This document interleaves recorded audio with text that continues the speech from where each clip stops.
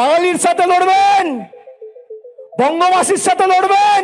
যারা আমাদের কালচার জানে না, সংস্কৃতি জানে না, আমাদের ঐতিহ্য জানে না, ইতিহাস জানে না, আমাদেরকে আপনাদের কাছ থেকে হিন্দু ধর্ম শিখতে হবে।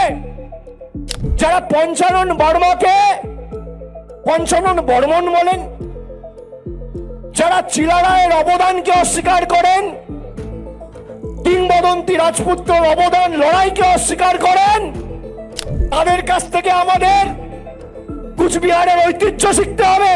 যারা আজ থেকে এক সপ্তাহ আগে মিটিং করে শুক্তাবাড়ির লোকেদের বাংলাদেশি বলেছে, যারা আমাদের ভাষা, আমাদের ঐতিহ্য, আমাদের সংস্কৃতিকে অস্বীকার করেছে, আমরা বাংলায় কথা বলে যদি বাংলাদেশি হই, নিশীথ প্রামাণিক, শুভেন্দু অধিকারী, দিলীপ ঘোষ, সুকান্ত মজুমদার, কি ভাষায় কথা বলো, কি ভাষায় কথা বলো?